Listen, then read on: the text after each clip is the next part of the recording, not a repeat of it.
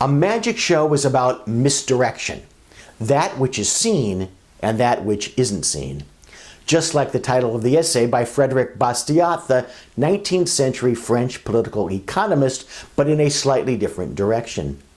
Bastiat's point was that governments legislate to correct a problem and then bask in the glory of having taken action, but never truly consider what problems they create when they enact the legislation to correct the problem.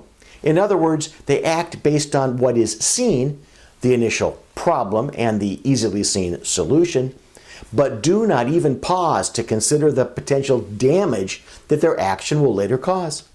For example, in the U.S., we had the Great Society movement, Lyndon Johnson, supposedly to help the poor.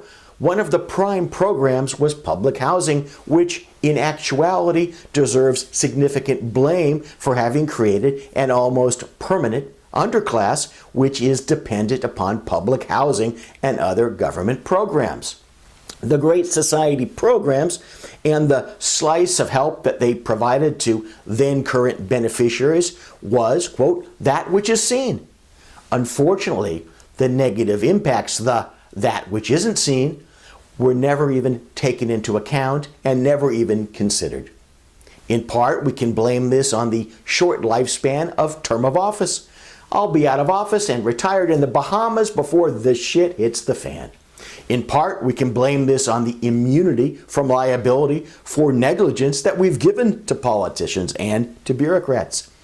I've heard, but can't find any proof, that the Romans made bridge builders live under their bridges for a period of time, the ultimate test of quality planning and construction. We don't impose any risk at all on politicians who impose harebrained schemes on us. But in large part, the problem is one of thinking, and it pervades industry and child rearing. Okay, little Johnny, you can have another scoop of ice cream, just be in bed by 7. And decision-making of all sorts, including that within medical groups.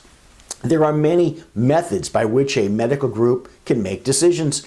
Some are clearly ill-advised, and others far more likely to generate good results, or at a minimum, results that can quickly be corrected.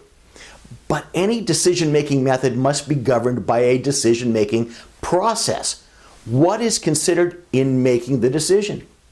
To drive the maximum chance of success, both in terms of advancement and in terms of managing against risk, the process must incorporate not only a view to what will be achieved by the decision, but also a view as to what deleterious impact the decision itself might bring, perhaps not immediately, but bring just the same.